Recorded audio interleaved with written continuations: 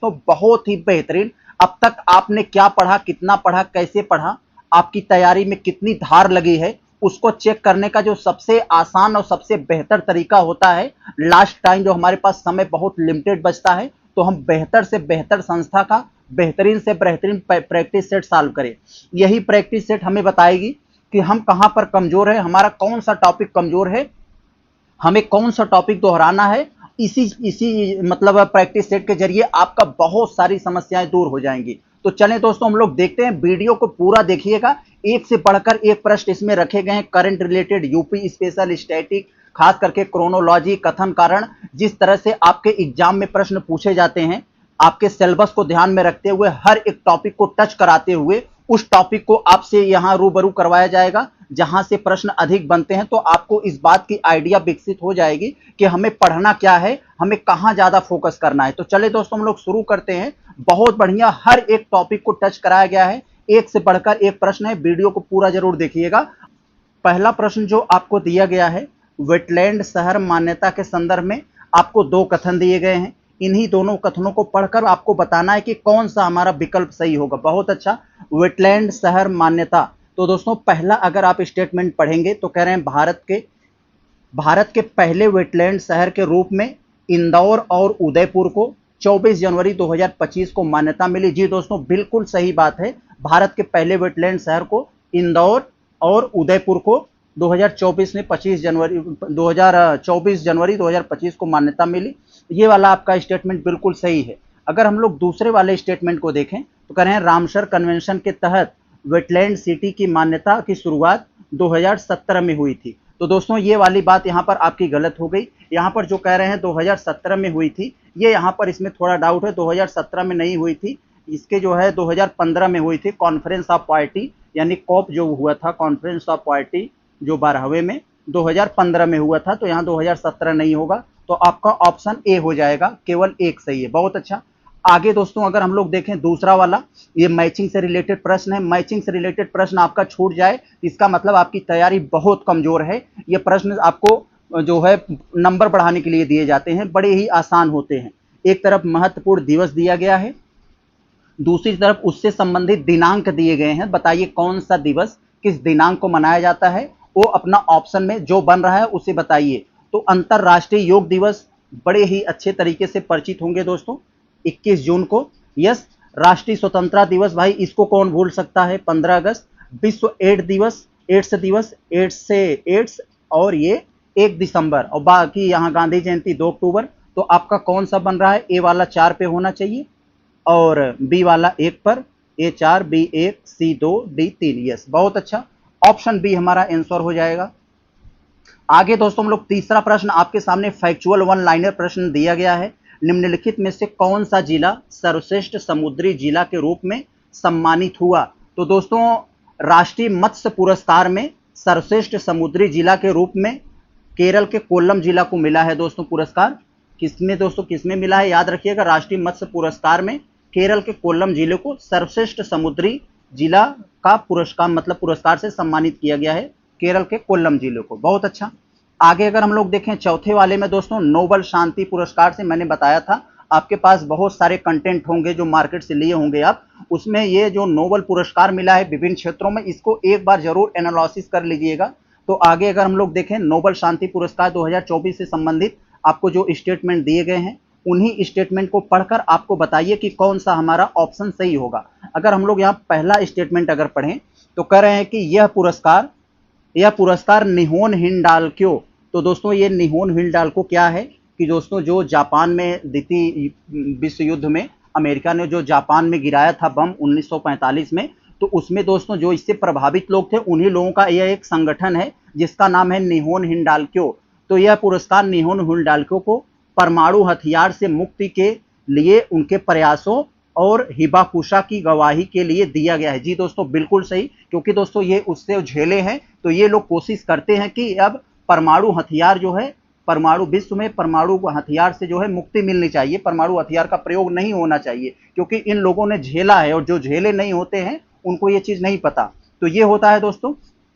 और कह रहे हैं यहाँ निहोन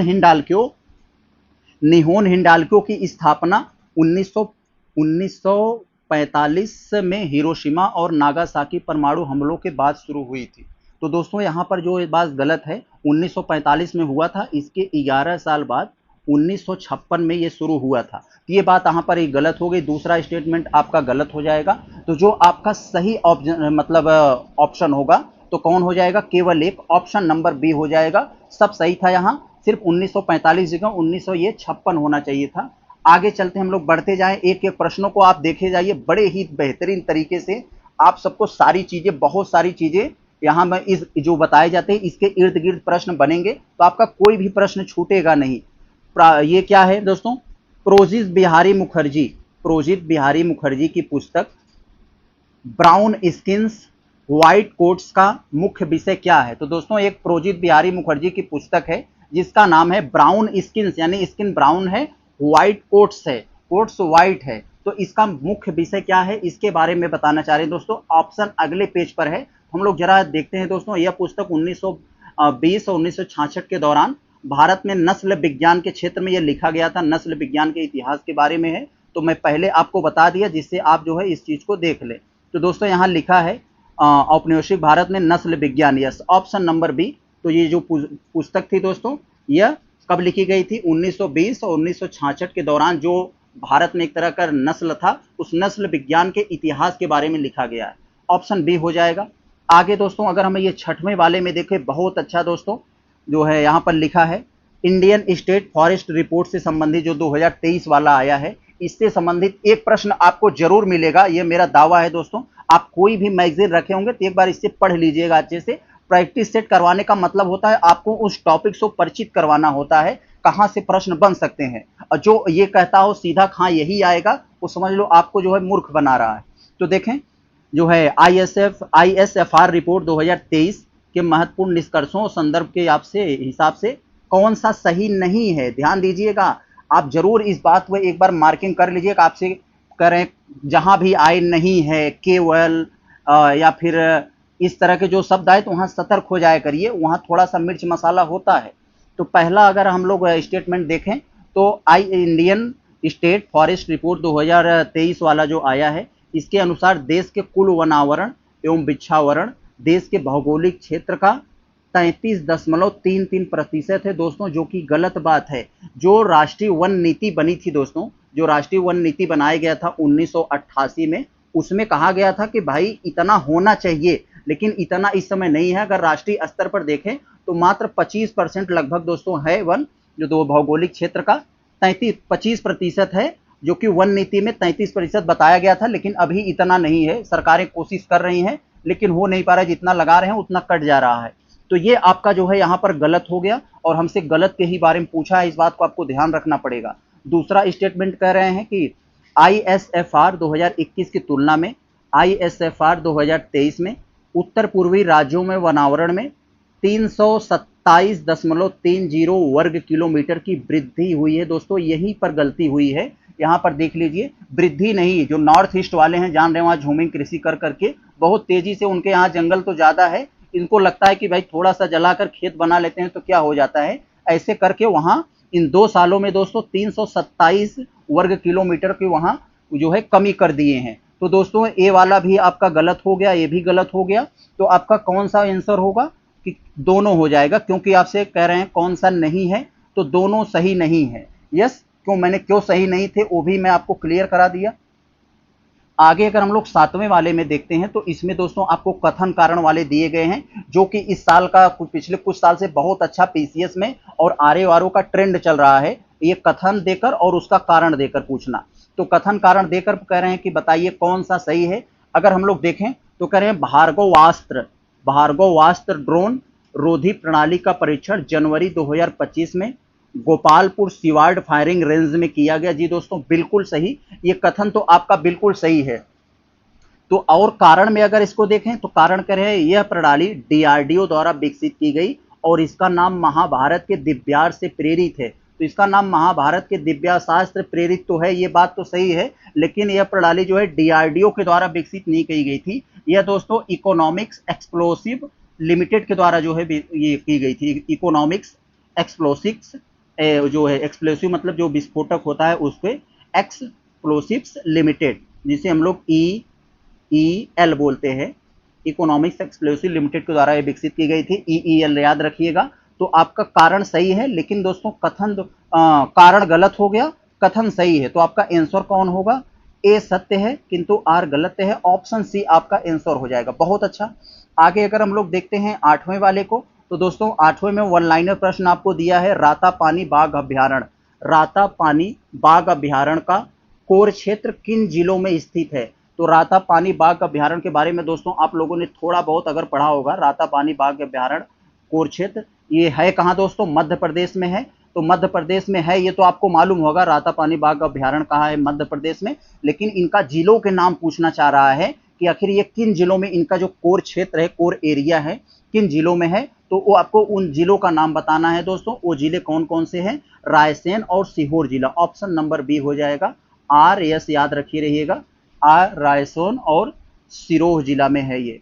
तो 8वें का आपका बी हो गया। अगर हम 9वें वाले को देखें तो दोस्तों बहुत अच्छा यहाँ पर एक ये जो है साइंस एंड टेक्नोलॉजी से रिलेटेड प्रश्न है। गूगल द्वारा विकसित क्या विकसित किया है? गूगल ने विलो, गूगल ने दोस्तों एक विलो क्वांटम चिप विकसित किया है जो बहुत ही छोटा है। क्या है जरा पहला स्टेटमेंट देखते हैं।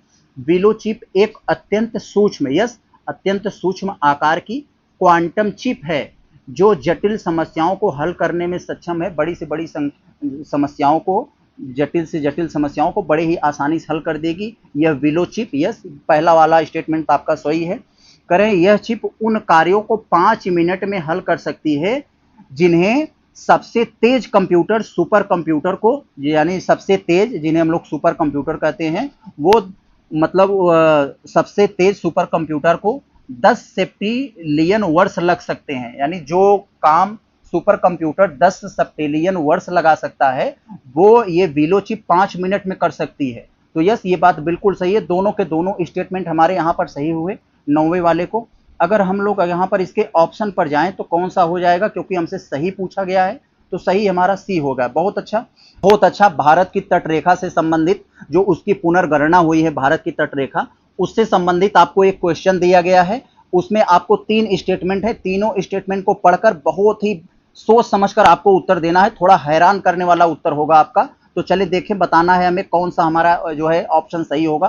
पहला स्टेटमेंट अगर हम लोग देखें दोस्तों, भारत की तटरेखा करें 53 वर्षों में 49.6% की वृद्धि हुई है। ये बात आपको उतना नहीं समझ में आया होगा, इसे हम लोग यहीं छोड़ते हैं। अब हम लोग दूसरे स्टेटमेंट पर आते हैं। 1970 में भारत की तटरेखा कर रहे हैं 7516 किलोमीटर थी, जो 2023-24 में बढ़कर 11,098 किलोमीटर हो गई। तो आप सोच रहे होंगे भैया इतना कहां से बढ़ लिया, हमने किसका क्षेत्र हड़प लिया? तो भाई हड़पा नहीं है, पहले जो था ये लो रेजोल्यूशन से ये सब दोस्तों ऑब्जर्व किया गया था। अब की बार खाड़ियों, मुहानों और तमाम और तत्वों को इसमें माप किया गया हाई रेजोल्यूशन सैटेलाइट से, तब जाके पता चला कि भाई हमारे पास इतना था। तो दोस्तों इतना निकला है, तो ये वाली बात आपकी सही हो गई। अभी पहले पर हम नहीं जा रहे हैं। तो अगर तीसरा वाला को स्टेटमेंट को पढ़ें तो जानते हैं यह पुनर्गणना गृह मंत्रालय द्वारा राष्ट्रीय समुद्री सुरक्षा समन्वय के मार्गदर्शन में की गई है। जी बिल्कुल दोस्तों, गृह मंत्रालय के अंडर में ये होती है।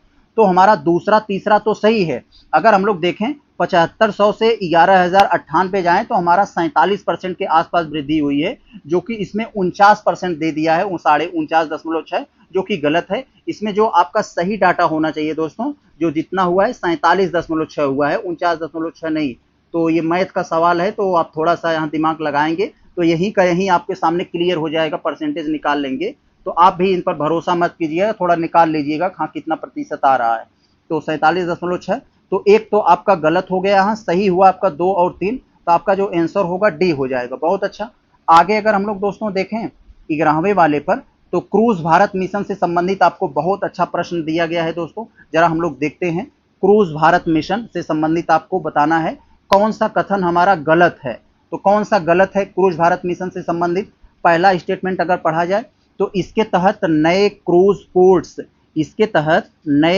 पोर्ट्स का निर्माण और मौजूदा पोर्ट्स का उन्नयन, यानी उनको एक तरह से उन्नत बनाया जाएगा। ये बात तो आपकी सही है, लेकिन हमें क्या बताना है कि जो गलत है इस बात को मार्किंग जरूर करिएगा, नहीं तो आप आते हुए प्रश्न को गलत कर देंगे। यह मिशन कर रहे हैं पर्यटन मंत्रालय के द्वारा संचालित किया जाता है, तो दोस्तों यह पर्यटन मंत्रालय के द्वारा संचालित नहीं किया जाता है, ये बात गलत है। यह दोस्तों जहाजरानी, बंदरगाह और जलमार्ग मंत्रालय, ये तीनों के द्वारा संचालित है, पर्यटन मंत्रालय नहीं है। तो लोग सोच रहे होंगे कि क्रूज पोर्ट से है तो ये पर्यटन है, तो पर्यटन नहीं है। तो यह तीनों हो जाएगा, जहाजरानी, जलमार्ग मंत्रालय और बंदरगाह, इन तीनों के द्वारा विकसित किया गया है। तो आपका आंसर दोस्तों 11वें का कौन सा होना चाहिए, क्योंकि करें कौन सा गलत है, तो दोस्तों कौन सा हमारा यहाँ गलत होगा दोस्तों? तो जो गलत होना चाहिए वो केवल पहला वाला तुम्हारा सही है, दूसरा गलत था, तो दूसरा वाला हमारा हो जाएगा, ये सी हो जाएगा, ऑप्शन सी हमारा यहाँ आंसर होगा। तो यही गलत था हमारा। क्यों गलत था मैंने बता दिया। आगे अगर हम लोग देखें 12वें वाले में, तो इसमें भी दोस्तों एक थोड़ा सा बड़ा प्रश्न दे दिया है, इसमें कोई दम नहीं है। देखते हैं हम लोग, कहीं अगर कहीं भी ज्यादा लिखा हुआ यानी बड़ा प्रश्न आपको दिखे तो समझ जाइए उसमें कोई दम नहीं है, वो बड़े ही आसानी से अपने आप सब कुछ बताना चाह रहा है। तो ऐसे प्रश्नों आपको भयभीत करने के लिए दे जाते हैं, ऐसे प्रश्नों को बड़े ही शौक से तोड़िएगा। आगे देखें हम लोग क्या कर रहे हैं इसमें, विचार करके, और विचार करके बताइए कौन सा हमारा ये कथन सत्य है। पहला वाला देखें तो 2023 नवंबर 2024 को OP Jindal global university Sonipat Haryana में भारत के प्रथम संविधान संग्रहालय का उद्घाटन किया गया। यस दोस्तों, हरियाणा के सोनीपत में दोस्तों यूनिवर्सिटी है, जिंदल ग्लोबल यूनिवर्सिटी।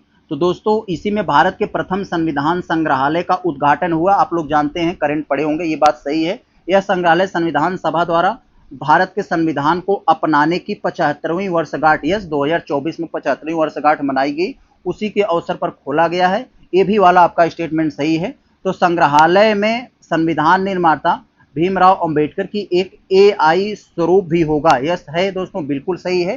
कर रहे हैं अगला, करें संविधान दिवस प्रत्येक 26 नवंबर को मनाया जाता है। जी दोस्तों बिल्कुल, क्योंकि इसी दिन संविधान जो है अपना बनकर तैयार हुआ था और कुछ चीजें जो है लागू की गई थी। तो आपका दोस्तों जो 12वें का आंसर होना चाहिए वो सही हो जाएगा सभी, तो ऑप्शन सी हो जाएगा। सभी के सभी स्टेटमेंट हमारे सही हैं, बहुत अच्छा। आगे अगर हम लोग दोस्तों ये 13 वाले को देखें तो इसमें आपको करें बायो राइड योजना। बायो राइड योजना निम्नलिखित में से किस पहल के अनुरूप है? तो बायो राइड योजना किस पहल के अनुरूप है दोस्तों? Life style for the environment, इससे संबंधित है। ऑप्शन नंबर बी हो जाएगा, 13वें का आपका बी हो जाएगा, life style for the environment से संबंधित है। समझ गए होंगे आप।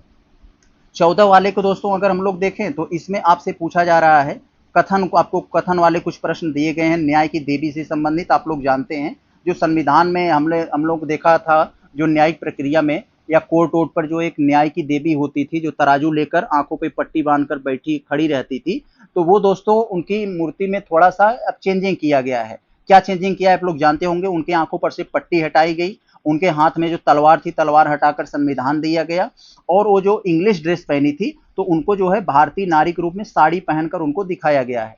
तो ये वाला तो आपका यहाँ इसी संबंधित है, मैं पहले बता दिया जिससे आपको कोई कंफ्यूजन ना हो। तो न्याय की देवी में नई प्रतिमा, पारंपरिक प्रतीकों में बदलाव, भारतीय न्याय प्रणाली की नई दृष्टि को व्यक्त करता है। निम्नलिखित में से कौन सी इस नई दृष्टि को स्पष्ट रूप से परिभाषित करते हैं? तो पहला स्टेटमेंट अगर देखें तो न्याय केवल निष्पक्ष और अंधा नहीं है, इसीलिए पट्टी हटाई गई, बल्कि जागरूक और विवेकशील भी है। यस यस, ये वाला तो ऑप्शन बिल्कुल सही है, ये वाला स्टेटमेंट। दूसरा करें भारतीय न्याय प्रणाली सांस्कृतिक विविधताओं और परंपराओं को संविधान के साथ जोड़ने का प्रयास करती है, इसीलिए तलवार हटाकर संविधान दे दिया कि भैया हम सिर्फ सजा नहीं देने का काम करते हैं, हम संविधान के अनुरूप लोगों को न्याय दिलाने का काम करते हैं। तो ये दूसरा वाला स्टेटमेंट भी आपका सही हो जाएगा। जो 14 का दोस्तों सही होगा आपका ऑप्शन ए हो जाएगा। 1 और 2 दोनों स्टेटमेंट हमारे सही हैं। आगे अगर हम लोग देखें 15वें वाले को देखें तो कह रहे हैं इसमें राष्ट्रीय प्राकृतिक खेती मिशन के अंतर्गत जैव इनपुट संसाधन केंद्र किसे लक्षित करते हैं? तो जैव राष्ट्रीय प्राकृतिक खेती, आप लोग जानते हैं प्राकृतिक खेती उसे ही कहते हैं कि हम कोई भी केमिकल, यूरिया या फिर जो दवा छिड़काव वाली होती है ये सब न करें, अपने प्राकृतिक स्रोतों से ही जो जैसे खाद होती है हम लोग उसका ही प्रयोग करें। इसी बात को किसानों को समझाया जाता है, किसानों को जागरूक किया जाता है। तो किसानों को विशेष रूप से छोटे और सीमांत किसानों को, तो यहाँ कह रहे हैं दोस्तों इन्हीं को दोस्तों राष्ट्रीय प्राकृतिक खेती अंतर्गत जैव इनपुट यानी जो हमारा जो है देसी खाद होता है, इसी को यहाँ जैव इनपुट कहा गया है। जैव इनपुट संसाधन केंद्र किसे लक्षित करते हैं? तो ये किसानों को, विशेष रूप से छोटे और सीमांत किसानों को, इसके बारे में ये लक्षित किया गया है। तो आपका जो 15वां आंसर होगा दोस्तों वो सी हो जाएगा, ऑप्शन सी। बहुत अच्छा। अब दोस्तों हम लोग 16वें वाले को देखें तो डिजिटल कृषि मिशन के तहत एग्रीस्टैग परियोजना का क्या उद्देश्य है। तो दोस्तों डिजिटल कृषि मिशन के तहत जो एग्रीस्टैग परियोजना है, इसका दोस्तों यहाँ मतलब यही है, इसका मतलब यहाँ पर यही बताया जा रहा है कि किसानों के लिए डिजिटल पहचान, हर एक किसानों के लिए एक जैसे आईडी होगा, उनका आईडी प्रदान करवाना। तो ऑप्शन नंबर ये हो जाएगा। इसी से आपको एग्रीस्टैग परियोजना जब भी पूछे तो बता देना, किसानों के लिए एक डिजिटल पहचान है, किसान आईडी प्रदान करना। बहुत अच्छा। आगे दोस्तों अगर हम लोग देखें तो आगे आपसे क्या कही जा रही है इसके बारे में, तो एक तरह से दोस्तों उनके किसानों जैसे उनके बारे में, उनके फसल के बारे में सब वहाँ पर डाटा इसके माध्यम से होगा। जैसे आपका आधार कार्ड बन जाता है तो आपके बाकी सारी चीज़ों का डाटा होता है, उसी टाइप का ये भी है। आगे अगर हम लोग देखें 17 वाले में, तो इसमें दोस्तों मैचिंग वाला प्रश्न है, आप तुरंत धुआं कर देंगे, इसमें गलत नहीं होना चाहिए। सूची 1 सूची 2, तो सबका ये प्रश्न सही होता है, शायद ही किसी का ऐसा प्रश्न गलत होता हो। तो दोस्तों यहाँ पर आपको देख रहे हैं, आपसे क्या बताया जा रहा है, आपको कुछ दे दिया गया है। नैनोपोर प्रौद्योगिकी का उपयोग, उच्च संवेदनशीलता, आधुनिक चिकित्सा में भूमिका, रोग निदान को सरल बनाना। तो यहाँ पर कुछ जो बातें दी गई हैं, दूसरी बातों से हमें इसको मिलाना है, बताना है कौन सा है दोस्तों। तो दोस्तों ये जो नैनोपोर प्रौद्योगिकी है, नैनोपोर टेक्नोलॉजी का उपयोग जीनोमिक अनुसंधान में होता है दोस्तों। तो यहाँ पर जीनोमिक अनुसंधान कहाँ है, यहाँ पर है, जीनोमिक अनुसंधान में होता है। और उच्च संवेदनशीलता, दोस्तों ये जानते हैं उच्च संवेदनशीलता ये जो व्यक्तिगत मेडिकल्स में प्रयोग किया जाता है इसका, तो यहाँ पर ये आ जाएगा बी वाला 1 पर। तो देखिए हमारा इतने से काम बन रहा है, ए वाला 2 पर, बी वाला 1 पर, तो ए वाला 2 पर, बी वाला 1 पर, यस हमारा यही उत्तर होगा, हमें पकड़ में आ गया। अब आगे हम कह सकते हैं सी वाला 3 पे मिल जाएगा, आधुनिक चिकित्सा में भूमिका क्या होगी इसकी, किफ़ायती स्वास्थ्य सेवाएं। और डी वाला पे यहाँ पर ये हो जाएगा, ये रोग निदान को सरल बनाना, कुशल चिकित्सीय प्रणाली। तो यहाँ पर ये सही हो जाएगा हमारा, तो ऑप्शन ए सही होगा। बहुत अच्छा।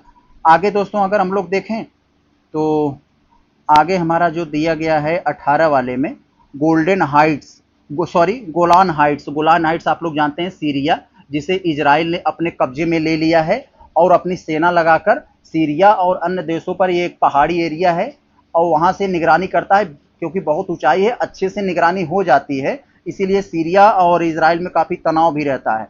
तो इसी के तहत कहा गया है कि गोलान हाइट्स सैन्य महत्व के संदर्भ में निम्नलिखित कथन पर विचार कीजिए, बताइए कौन सा हमारा सही है। तो पहला स्टेटमेंट अगर आप पढ़ोगे तो कह रहे हैं गोलान हाइट्स इजराइल की सुरक्षा रणनीति में केंद्रीय स्थान रखता है। यस दोस्तों, इसीलिए तो वो उसे हड़प कर अपनी सेना उना लगा दिया है कि भाई हमारी जो है सुरक्षा प्रणाली मजबूत हो। ये वाला स्टेटमेंट आपका सही है। यह क्षेत्र इजराइल और सीरिया की सीमा पर स्थित है, यही बात मैंने अभी आपसे शुरुआत में ही बताया। तो जो स्टेटमेंट में बातें होती हैं दोस्तों, जो आपसे जिसके बारे में पूछा जाता है, हम उसके जो की पॉइंट्स होते हैं पहले आपके सामने रख देते हैं, जिससे आपके कथनों को समझने में कोई समस्या न आए। तो यही बात है जिससे इजराइल को सीरिया की गतिविधियों पर निगरानी करने में सहायता मिलती है। जी दोस्तों बिल्कुल सही बात है, ये आपका दूसरा स्टेटमेंट भी सही हो जाएगा। तो जो हुआ आपका कौन सा हुआ, सी वाला हो जाएगा। 18 का आपका कौन सा आंसर होगा, सी वाला। अब हम लोग दोस्तों 19 वाले को जरा देखें, तो 19 वाले में आपसे क्या कहा जा रहा है, एक एक दमदार प्रश्न है, एक एक प्रश्नों को ऑब्जर्व करिएगा। अगर आप प्रश्नों से डर कर भाग गए, शॉर्ट रील्स के यदि आप आदती हैं तो आप नहीं झेल पाएंगे। तो दोस्तों ऐसी चीजों को अगर देखेंगे, आपके तैयारी में कितनी धार है उससे पता चलेगी। तो 19 वाले में देखें तो आपको कथन दे दिए गए हैं, करें कथनों विचार करके बताएं हमारा कौन सा आंसर सही है। तो अगर हम लोग देखें पहला स्टेटमेंट अगर पढ़ें तो भारत में स्वदेशी तकनीक से 12,000 एचपी, जिसे हम लोग हॉर्स पावर कहते हैं, 12,000 एचपी क्षमता वाला हाइड्रोजन से चलने वाली ट्रेन इंजन विकसित किया गया है। जी दोस्तों बिल्कुल सही बात है कि अब तक चाइना और अमेरिका वगैरह ये सब 500-600 एचपी का विकसित किए हैं, भारत ने लेट से किया, लेकिन कहा नहीं जाता है कि देर से आए पर दुरुस्त आए। तो वही बात है, यहाँ 1200 एचपी का जो है उन्होंने ये हाइड्रोजन इंजन बना दिया, तो ये बात सही है। तो दूसरा वाला कर रहे हैं, भारतीय हाइड्रोजन ईंधन की क्षमता अन्य देशों जर्मनी, फ्रांस, स्वीडन, चीन हाइड्रोजन इंजनों से अधिक है। जी दोस्तों बिल्कुल है, क्योंकि वो लोग का अभी जो 500-600 एचपी का था, भारत ने उसे दुगना बनाकर दिखाया। तो ये आपकी जो है यहाँ पर ये भी सही हो जाएगी। तो कौन ऑप्शन सही हुआ, ऑप्शन बी सही है। पहला और दूसरा दोनों के दोनों स्टेटमेंट हमारे सही हुए। अब हम लोग देखते हैं क्वेश्चन नंबर ये 20 वाला। 20वें में दोस्तों ऑस्ट्रेलियन ओपन से संबंधित आपको यहाँ पर कुछ सवाल दिए गए हैं गेम से, आपने पढ़ लिया होगा एक बार ऑस्ट्रेलियन ओपन के संदर्भ में कुछ आपको स्टेटमेंट है, उन स्टेटमेंट को पढ़कर सही आपको आंसर देना है। पहला स्टेटमेंट अगर हम पढ़ें तो पुरुष एकल खिताब, ध्यान देना है, महिला एकल, पुरुष एकल, ये सब आपको बड़े ही ध्यान से देना है। पुरुष एकल का खिताब जेनेरिक सिनर ने जीता है दोस्तों, आप लोगों ने पढ़ा होगा जेनिक सिनर ने जीता है। जबकि महिला एकल का खिताब ये मेडिसिन कीज ने जीता है दोस्तों, ये बात यहाँ पर बिल्कुल सही है। ये इटली के हैं, ये जेनिक सिनर, अगर आपसे एग्जाम में पूछ दे भाई ये कहाँ के हैं, तो ये इटली के हैं, जेनिक सिनर ये इटली के हैं। और दोस्तों ये जो इसमें महिला हैं, ये जो मेडिसिन टाइप का इनका नाम है, ये यूएसए की हैं, यह यूएसए की है, अमेरिका जो ट्रंप के यहाँ के। तो ये वाला आपका ऑप्शन तो बिल्कुल सही हो गया। मिक्स डबल का खिताब कैटरीना सिनियाकोवा और टेलर ये टाउनसेंड की जोड़ी ने जीती है। तो दोस्तों ये युगल की बात कर रहे हैं, मिक्स की बात कर रहे हैं। यहाँ पर दोस्तों ये बात यहाँ पर गलत हुई, मिक्स डबल का खिताब ओलिविया ये गैडेकी और जॉन पियर्स ने जीता है। तो दोनों यहाँ पर ओलिविया टाइप का नाम है, ओलिविया, और एक नाम और है दोस्तों वहाँ पर ये ओलिविया गैडेगी हो गया, और एक पियर्स टाइप का नाम है। ओपी आप याद रखे रहेंगे तो कर ले जाएंगे। जोड़ीदार के रूप में कौन जीता है मिक्स्ड में, तो ओलिविया, और ये दोस्तों कौन हो गए यहाँ पर, ये पियर्स नाम है उनका। तो यहाँ पर ये गलत दे दिए हैं, तो दूसरा वाला आपका गलत हो गया, केवल ए आपका सही है, ऑप्शन ए। दोस्तों अगर हम लोग क्वेश्चन नंबर 21वें वाले को देखें, बहुत अच्छा क्रोनोलॉजी से प्रश्न दिया गया है। बताना है आपको वैधानिक प्रावधानों के पारित होने का कालक्रम में से यही आपको क्रोनोलॉजी में चुनना है और इनका अनुक्रम बताना है। तो पहले कौन सा पारित हुआ, फिर उसके बाद कौन, उसके बाद कौन, ऐसे ही। तो विदेशी विनिमय अधिनियम के बारे में दोस्तों सबसे पहले दिया है, विदेशी विनिमय अधिनियम जिसे हम लोग फेरा एक्ट कहते हैं, 1973 में ये पारित हुआ था, ये 1973 में। MRTP जिसे हम लोग कहते हैं एकाधिकारी एवं प्रबंधित व्यापार व्यवहार अधिनियम, ये कब पारित हुआ था दोस्तों, तो ये 1969 में पारित हुआ था, ये 1969 में। अगला है दोस्तों प्रतिस्पर्धा अधिनियम। प्रतिस्पर्धा अधिनियम कब पारित हुआ था दोस्तों, प्रतिस्पर्धा अधिनियम 2002 में पारित हुआ था। और अगला है विदेशी विनिमय प्रबंधन अधिनियम जिसे हम लोग फेमा एक्ट बोलते हैं, 1999 में पारित हुआ, 1999 में। तो अब हमारा कौन सा ऑप्शन सही हो रहा है, मैंने सारा डाटा आपके सामने रख दिया। तो आपका होना चाहिए सबसे पहले नंबर पर ये 1969 वाला, तो 1969 वाला आपके सामने सबसे पहले होना चाहिए था, ये वाला दूसरा। तो दूसरा सबसे पहले कहाँ है, यहाँ है, यही आपका आंसर होना चाहिए। और यहाँ पर अगर हम लोग मिला लें एक बार तो ये होना चाहिए था, फिर एक आएगा, यहाँ 4 कैसे दे दिया है, फिर एक आएगा, एक वाला आ जाएगा। फिर दोस्तों उसके बाद कौन आएगा हमारा, उसके बाद 4 आएगा, फिर लास्ट में 3 आएगा। तो यस 2002 ये सबसे लास्ट में है। ऑप्शन में थोड़ी यहाँ गड़बड़ी थी, वो भी मैंने करेक्ट किया, सही किया। आगे चले अगर हम लोग देखे थे दोस्तों यहाँ पर 22वें वाले में, तो यहाँ पर दोस्तों भारत कौशल अभियान, भारत कौशल अभियान के संदर्भ में आपको कुछ कथन दिए हैं, बताइए कौन सा सही है, बताकर हमें बताना है कौन सा सही है भाई। चले देखते हैं। पहला स्टेटमेंट अगर हम पढ़ें तो कौशल भारत अभियान की शुरुआत प्रधानमंत्री ने जुलाई 2015 में की थी। तो ये वाला आपका ऑप्शन बिल्कुल सही है। इस अभियान का मुख्य उद्देश्य भारत के युवाओं को सूचना तकनीक में प्रशिक्षित करना है। तो इस अभियान में भारत के युवाओं को सूचना में एक तरह से इसमें करना है। तो दोस्तों ये दूसरा वाला जो बात आपका लिखा गया है ये गलत है। इस अभियान का मुख्य उद्देश्य युवाओं को सूचना तकनीक में प्रशिक्षित करना नहीं है। तो यहाँ पर क्या लिखा है, कौशल भारत अभियान। बहुत सारी बातें नाम में ही जुड़ी होती है दोस्तों, ये नाम से होती हैं। तो यह दोस्तों निर्माण यानी मैन्युफैक्चरिंग, पर्यटन, बैंकिंग, स्वास्थ्य सेवा, इलेक्ट्रॉनिक्स और इन सब क्षेत्रों में कौशल सिखाने के लिए ये बात था, जिससे लोग अपना एक तरह से रोजगार ढूंढ सके, उनके अंदर स्किल आ सके। तो ये बात यहाँ पर गलत है, आईटी सेक्टर में नहीं था, ये आईटी में नहीं था। आगे अगर हम लोग देखें हमारा कौन सा ए केवल सही हो रहा है। आगे हम लोग देखें अगर ये 23वें वाले में, तो कह रहे हैं कथनों पर विचार करके बताएं कौन सा सही है। तो बताइए हमारा कौन सा सही है। पहला अगर स्टेटमेंट को देखें तो भुगतान संतुलन, बैलेंस पेमेंट ऑफ, ये जो है बैलेंस ऑफ पेमेंट यानी बीओबी हमेशा संतुलित रहता है। तो कह रहे हैं भुगतान संतुलन हमेशा संतुलित रहता है क्योंकि यह एक लेखांकन सिद्धांत पर आधारित होता है। तो ये बात यहाँ पर, ये स्टेटमेंट तो बिल्कुल सही है, यहाँ पर ये आपका स्टेटमेंट बिल्कुल सही है। यहाँ आगे अगर हम लोग देखें दूसरा वाला स्टेटमेंट, तो कह रहे हैं किसी देश की पूंजी खाता अधिशेष में है, तो इसका अर्थ यह है कि देश में विदेशी पूंजी का प्रवाह हो रहा है। तो दोस्तों ये बात यहाँ पर जो लिखी गई है, दोनों के दोनों बातें यहाँ पर सही हैं। अगर हम लोग यहाँ पर इसके ऑप्शन को देखें 23 वाले को, तो 23 वाले को ऑप्शन को देखें तो यहाँ पर हमारा कौन सा सही हो रहा है, तो यहाँ पर दोस्तों हमारा ये सी वाला सही हो रहा है। ये दोनों के दोनों कथन यहाँ पर सही है। बहुत अच्छा। आगे दोस्तों अगर हम लोग चलें देखते हैं 24 वाले में, तो इसमें कहा जा रहा है आपसे, बहुत अच्छा, भारत में नगरीकरण के संदर्भ में आपको कुछ स्टेटमेंट दिए गए हैं, बताइए को इसके संदर्भ में कौन सा हमारा जो है सही होगा। ऑप्शन 2011 के जनगणना के अनुसार देश की कुल नगरीय जनसंख्या का 60% से अधिक प्रथम श्रेणी के नगरों में निवास करती थी। तो ये बात आपके यहाँ पर बिल्कुल सही बैठ रही है दोस्तों।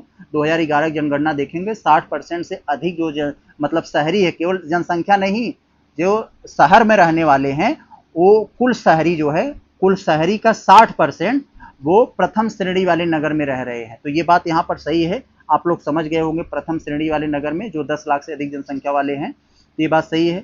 दूसरा देख रहे हैं तो 2011 की जनगणना के अनुसार देश में 10 लाख से अधिक जनसंख्या वाले 53 नगर संकुल थे। तो कितने दोस्तों ये कह रहे हैं 53 नगर थे, तो ये बात बिल्कुल सही है, दोनों के दोनों कथन हमारे सही हो गए, 53 ही थे।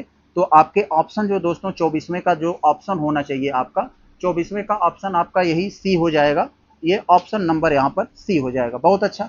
आगे अगर हम लोग चलें, ये 25 वाले को देखते हैं दोस्तों। आरबीआई से संबंधित कुछ बातें आपके लिखी गई हैं, देखें क्या कह रहे हैं कि आरबीआई द्वारा घोषित कोषों की सीमांत लागत पर आधारित उधारी दर यानी marginal cost of fund based lending rate, MCRL जिसे हम लोग कहते हैं, इसका क्या उद्देश्य है ये पढ़कर बताइए, और कौन सा हमारा ऑप्शन सही है ये इसको बताना है। तो दोस्तों कह रहे हैं कि ये दिशा निर्देश उधारों की ब्याज दरें निर्धारित करने के लिए बैंकों द्वारा अपनाई गई विधि में पारदर्शिता बढ़ाने में मदद करते हैं। यस दोस्तों, आप लोग जानते हैं MCRL, ये इसमें जो है जो उधारों की ब्याज दरें निर्धारित करने और बैंकों की अपनाई गई जो पारदर्शिता है उसमें यह बड़ी भूमिका निभाते हैं। तो पहला आपका स्टेटमेंट बिल्कुल सही हो गया, ये आपका स्टेटमेंट तो सही हो गया। आगे दोस्तों अगर हम लोग देखें तो ये 2016 में ये अपनाई गई थी, इसको याद रखिएगा, भारतीय रिजर्व बैंक के द्वारा ये, तो कोषों की सीमांत लागत यानी MCRL जो है ये 2016 में अपनाया गया था ये। तो आगे अगर हम लोग देखें ये दूसरा स्टेटमेंट, ये दिशा निर्देश बैंक की साख उपलब्धता ऐसी ब्याज दरों पर सुनिश्चित करने में मदद करते हैं जो ऋण लेने वाले एवं बैंक दोनों के लिए न्याय संगत हो सके, यानी देने वाले और लेने वाले दोनों के लिए। तो दोनों के दोनों स्टेटमेंट हमारे यहाँ दोस्तों सही हुए। तो जो हमारा 25वां का आंसर होना चाहिए दोस्तों वो सी हो जाएगा, दोनों के दोनों स्टेटमेंट हमारे सही है। आगे दोस्तों अगर हम ये 26 वाला देखें तो फैक्चुअल वन लाइनर प्रश्न है आपके सामने। 2011 की जनगणना के अनुसार निम्नलिखित में से भारत के किस केंद्र शासित प्रदेश में न्यूनतम लिंगानुपात पाया गया? तो दोस्तों राज्य पूछा गया होता तो आप धड़ाक से बता देते कि भाई ये हरियाणा में, लेकिन दोस्तों यह किस केंद्र शासित प्रदेश पूछ लिया, तो दमन और दीव। ऑप्शन नंबर ये आपका बी हो जाएगा, यही आपका आंसर हो जाएगा दोस्तों। दमन और दीव में 2011 की जनगणना के अनुसार दोस्तों सबसे कम यहाँ पाया गया 618। तो यहाँ लिंगानुपात का मतलब है पुरुषों पर, यानी 1000 पुरुषों पर, ये 1000 पुरुषों पर दोस्तों कितना 618, ये सॉरी यहाँ पर मैंने गलत लिख दिया है, ये 1000 पुरुषों पर 618 महिलाएं यहाँ पाई गई, जो कि सबसे कम था। तो ऑप्शन बी आपका आंसर होगा। आगे अगर हम लोग 27 वाले को अगर देखें तो कथन कारण से रिलेटेड प्रश्न है, यहाँ जरा ध्यान से देखते हैं। आपको यहाँ दे दिया गया है कथन और फिर दे दिया कारण, बताइए कौन सा हमारा सही होगा ऑप्शन। तो क्या कर रहे हैं, चीनी उद्योग दक्षिण भारत में अधिक विकसित हैं दोस्तों। यस, चीनी उद्योग आजकल दक्षिण भारत में तेजी से विकसित हो रहे हैं, क्योंकि वहाँ जो गन्ना की पेराई है लंबे समय तक चलती है और वहाँ के गन्ना में रस ज़्यादा है, क्योंकि दोस्तों वहाँ का टेम्परेचर बहुत ज़्यादा, मतलब कह सकते हैं हम औसत टेम्परेचर अधिक नहीं है वहाँ, इसलिए तो गन्ने की प्रति हेक्टेयर पैदावार तथा गन्ने में रस की मात्रा दक्षिण राज्यों में अधिक होती है। यस, बिल्कुल सही। तो आपके कथन भी सही है, क्यों विकसित हो रहे हैं, कारण भी ये है, तो इसको एक्सप्लेन कर रहा है। तो आपका ऑप्शन ए हो जाएगा, दोनों सही हैं। और ए का स्पष्ट, आर जो है ए को स्पष्ट भी कर रहा है। तो यस, आगे अगर हम लोग देखें तो हमारा ये 27 हो गया। 28वें वाले में क्या कहा जा रहा है आपसे, मैचिंग वाला प्रश्न है। हम लोग तुरंत इसको करेक्ट करते हैं। यहाँ पर आपको दिया है, एक वक्र दे दिया है, विभिन्न प्रकार के जो वक्र होते हैं आप लोगों ने इसको बारे में अच्छे से पढ़ा होगा, और उस वक्र का लक्षण क्या होता है उसको मिला देना है। तो लॉरेंज वक्र के बारे में आप लोग देखा होगा दोस्तों।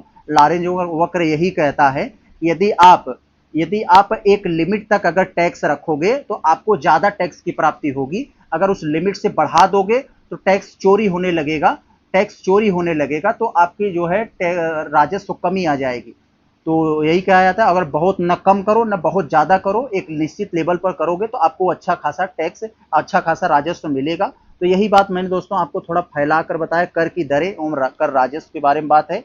फिलिप्स वक्र जाते हैं दोस्तों, महंगाई और रोजगार के संबंधित ये बताता है कि ये मुद्रास्फीति मतलब महंगाई और रोजगार से रिलेटेड। एंजेल वक्र दोस्तों यहाँ पर है। लाफर पहले हम लोग देख लें। लाफर दोस्तों क्या कहता है, आय ये संपदा के वितरण में असमानता से संबंधित है।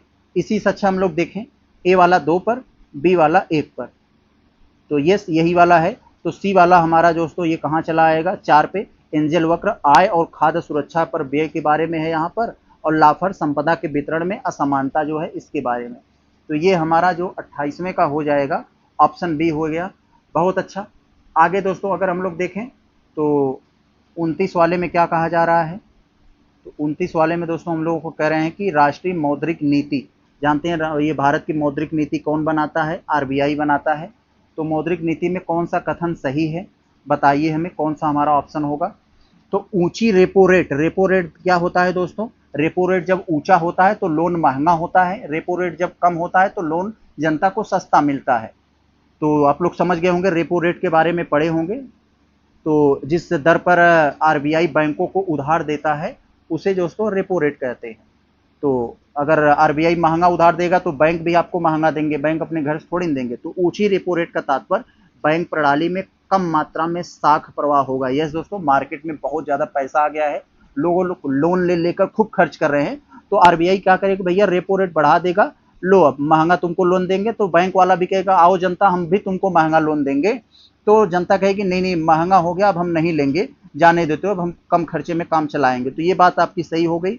दूसरा कह रहे हैं कि वर्तमान समय में मुद्रास्फीति को नियंत्रित करने के लिए आरबीआई ने रेपो रेट तथा रिवर्स रेपो रेट पर भरोसा किया है। जी दोस्तों बिल्कुल, रेपो रेट और रिवर्स रेपो रेट, जनता का पैसा खींचना है तो रिवर्स रेपो रेट कर देना, यानी बैंक को अब आरबीआई ब्याज देगी, तो बैंक जो पैसा रखा है पूरा आरबीआई को दे देगा, उसके पास पैसा रहेगा नहीं, लोन देगा नहीं, तो मार्केट में थोड़ा सा माहौल सही रहेगा, महंगाई जो है नहीं बढ़ेगी। तो यस, आपके दोनों के दोनों कथन सही हैं ये वाले। आगे देखें अगर हम लोग 30 वाले में, तो इसमें कहा जा रहा है दोस्तों जनगणना 2011 के संबंध में सर्वाधिक औसत साक्षरता वाला 4 जिलों को अवरोही क्रम में बताना है। तो उत्तर प्रदेश स्पेशल का ये प्रश्न है दोस्तों, इसी से संबंधित बहुत अच्छा प्रश्न है। जनगणना 2011 के अनुसार सर्वाधिक साक्षरता वाले आपको कुछ 4 जिलों के नाम है, उनको अवरोही क्रम में बताना है, सबसे ज्यादा कहां फिर कहां फिर कहां ऐसे करके। तो जानते हैं दोस्तों, आप लोगों को बता दूं, एक इसका ट्रिक होता है याद करने का,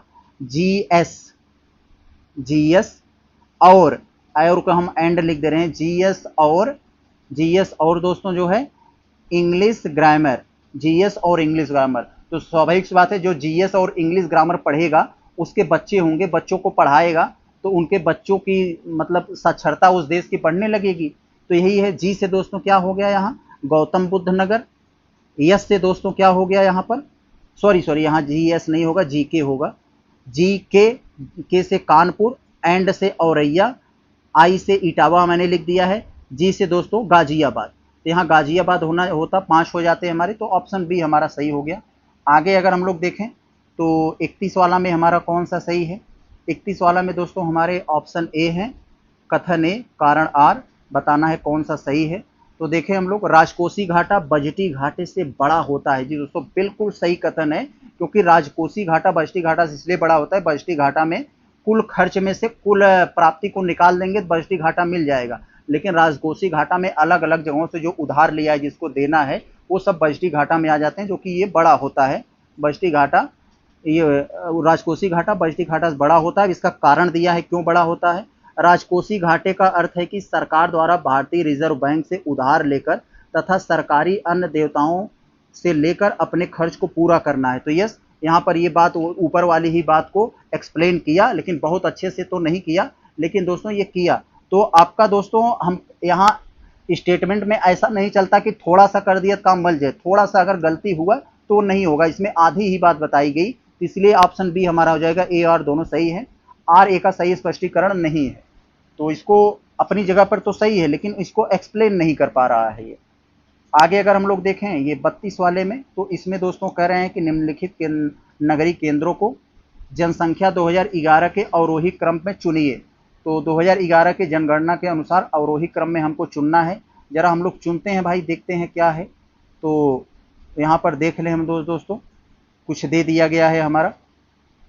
तो मेरठ दे दिया है, गाजियाबाद, आगरा, वाराणसी। तो दोस्तों सबसे ज़्यादा जो नगरीकरण है वो गाजियाबाद में है, तो दूसरा हमारा पहले नंबर पर हो जाना चाहिए। यस, दूसरा पहले नंबर पर है। उसके बाद दोस्तों कहाँ है? उसके बाद दोस्तों आगरा में है, तो यस आगरा में है। उसके बाद दोस्तों कहाँ है? मेरठ में है। तो यहाँ ऑप्शन गलत दे दिया है, यहाँ एक होना चाहिए था मेरठ में। फिर दोस्तों कहाँ होगा? फिर ये वाराणसी में हो जाएगा। तो यहाँ पर ये हो जाएगा, यही हमारा ऑप्शन सही है। आगे अगर हम लोग देखें दोस्तों, बहुत अच्छा नगरीकरण के बारे में दिया था। भारत की जीडीपी यानी सकल घरेलू उत्पाद क्या होता है, आप लोगों ने पढ़ा होगा। एक वित्तीय वर्ष में, वित्तीय वर्ष का मतलब 1 अप्रैल से 31 मार्च तक देश में जो घरेलू सेवाओं में जो उत्पादन हो रहा है उसका कुल मूल्य एक तरह का हो गया, इसी को जीडीपी कहते हैं। तो भारत की जीडीपी में कृषि, उद्योग और सेवा क्षेत्र का योगदान होता है। तो भारत की जीडीपी में कृषि, उद्योग और सेवा, यस तीनों क्षेत्रों का योगदान होता है। प्रथम, द्वितीयक, तृतीयक क्षेत्र जिसे हम लोग कहते हैं, ये वाला आपका स्टेटमेंट सही है। दूसरा करें, जीडीपी किसी देश की आर्थिक स्थिति को दर्शाने वाला प्रमुख संकेतक होता है, बताता है कोई देश आर्थिक रूप से कितना मजबूत है। यस, जो एक निर्धारित अवधि में उत्पादित सभी वस्तुओं और सेवाओं का कुल मूल्य होता है। निर्धारित अवधि का मतलब वही एक वित्तीय वर्ष में। तो दोनों के दोनों स्टेटमेंट सही हैं। हमारा जो आंसर होना चाहिए, हम लोग थोड़ा सा नीचे करेंगे तब दिखेगा, तो दोनों के दोनों सही हैं, तो आपका ऑप्शन सी हो जाएगा। बहुत अच्छा। आगे अगर हम लोग 34 वाले को देखें, तो इसमें दोस्तों आपसे कहा जा रहा है भारतीय कृषि के संदर्भ में, भारतीय कृषि के संदर्भ में कुछ कथन दिए गए हैं, बताइए कौन सा हमारा सही है। तो कौन सा सही है? भारतीय कृषि मुख्य रूप से मानसून पर निर्भर करती है। जी दोस्तों, बिल्कुल सही बात, इसलिए भारतीय कृषि को मानसून कृषि कहा जाता है, ये बात बिल्कुल सही है। अधिकांश किसान पारंपरिक खेती तरीकों का उपयोग करते हैं, ये वाला स्टेटमेंट आपका सही है। हरित क्रांति ने भारत में कृषि उत्पादन बढ़ाने में महत्वपूर्ण भूमिका निभाई, जिससे अनाज उत्पादन में बढ़ोतरी हुई। दोनों के दोनों बातें सही है। हमारा ऑप्शन जो है ये सी हो जाएगा। 34 वाले का हमारा कौन सा हो जाएगा दोस्तों? ये सी हो जाएगा। बहुत अच्छा।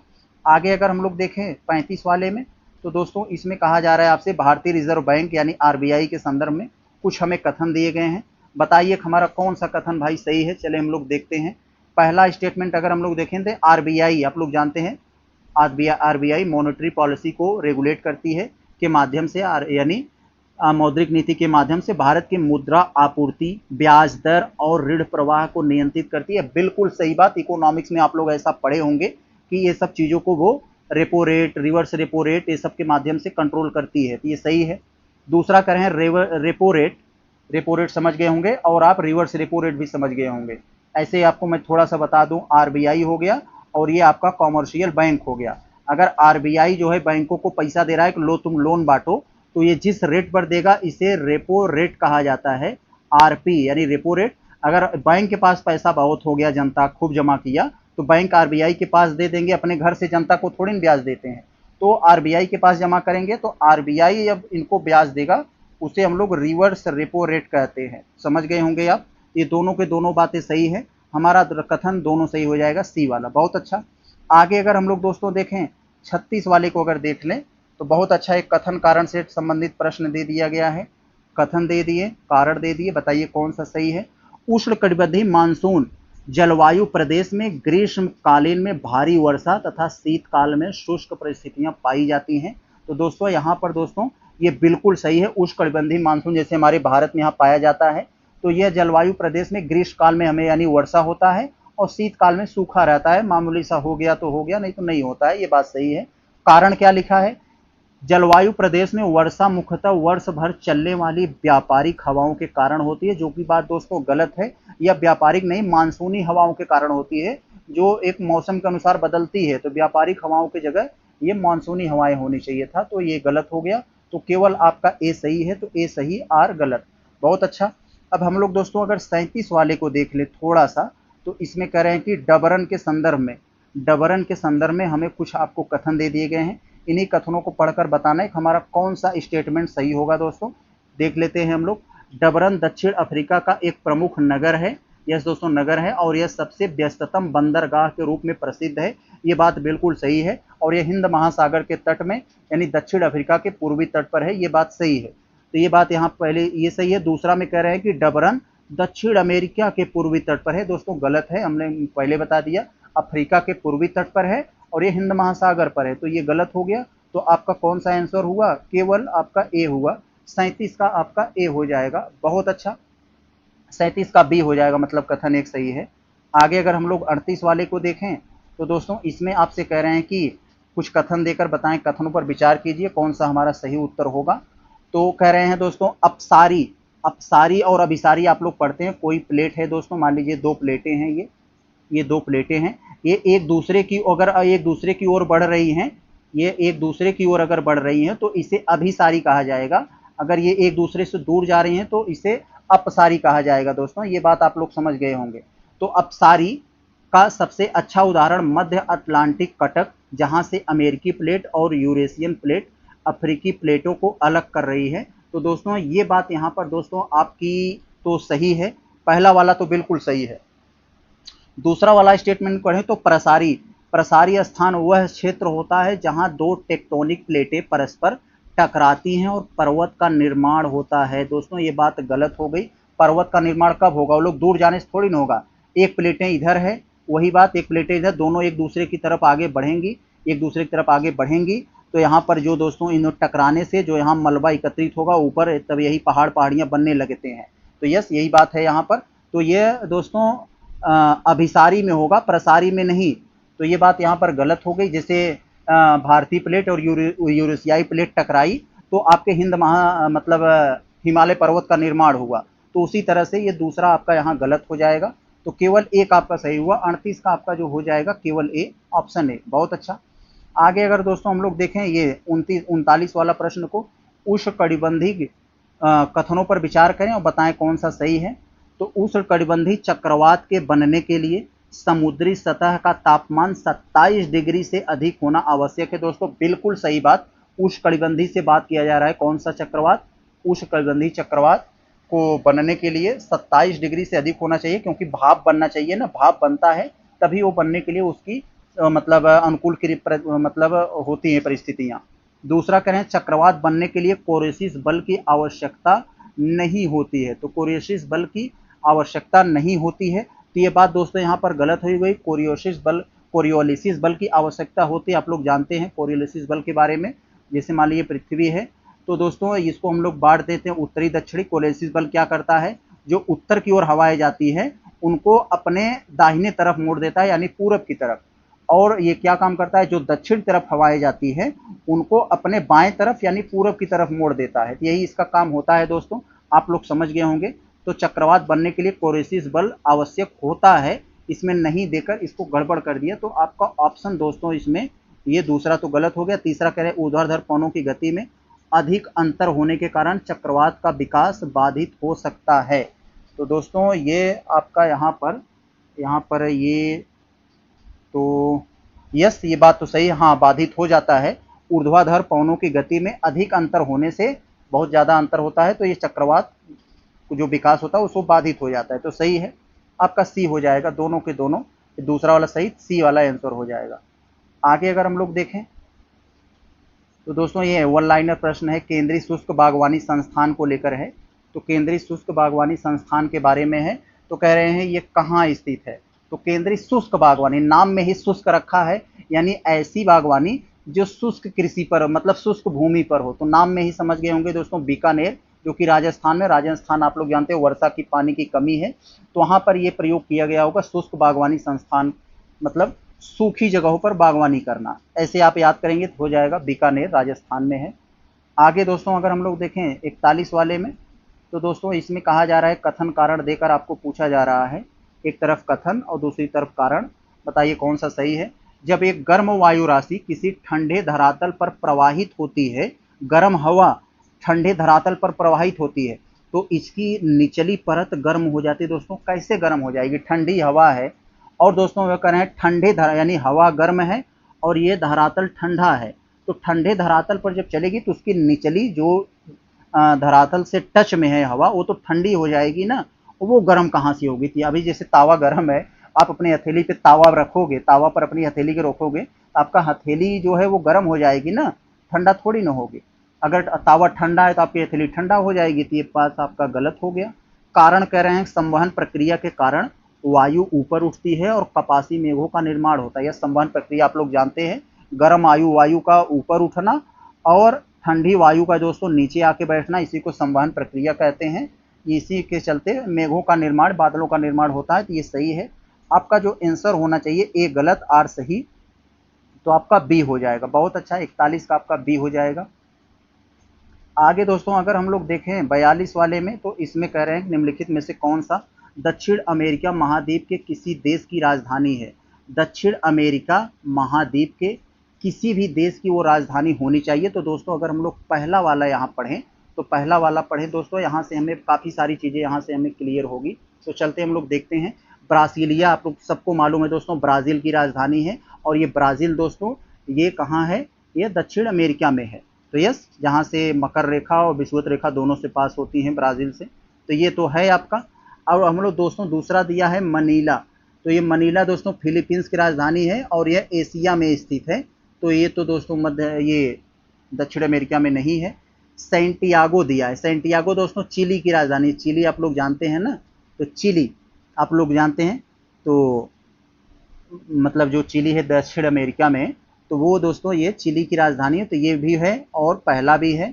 और ये कंपाला दिया है, तो इसके बारे में आप लोग जानते हैं, ये युगांडा की राजधानी है जो अफ्रीका में है। ये अफ्रीका में है, युगांडा की राजधानी है। तो 1 और 3 हो जाएगा आपका आंसर, बी वाला। बहुत अच्छा। आगे दोस्तों 43 वाले को अगर हम लोग देखें, तो इसमें कह रहे हैं मध्य उच्च भूमि, मध्य उच्च भूमि का पूर्वी विस्तार स्थानीय रूप से किस नाम से जाना जाता है? मध्य उच्च भूमि का पूर्वी विस्तार स्थानीय रूप से किस नाम से जाना जाता है? उस नाम को जरा बताएं। तो आप लोग जानते हैं दोस्तों, नर्मदा नदी के उत्तर में मालवा पठार के पूर्वी विस्तार बुंदेलखंड और बघेलखंड कहलाता है। तो बुंदेलखंड और बघेलखंड हो जाएगा आपका, ऑप्शन नंबर बी हो जाएगा। ये किसका विस्तार है? तो दोस्तों मालवा पठार का विस्तार है। कभी पूछे तो बता देना। आगे दोस्तों अगर हम लोग देखें 44 में, तो कह रहे हैं दोस्तों अभी इस बात पर मैंने जस्ट चर्चा किया था कि हिमालय पर्वत श्रृंखला का किस महाद्वीपीय टेक्टोनिक प्लेटों के टकराने से हुआ था। तो मैंने आपको बताया था भारतीय और यूरेशियाई प्लेट टकराई, तो उनके टकराने से जो मलबा बना और टेथिस सागर में जो मलबा इकट्ठा हुआ था वही जो है वो हुआ।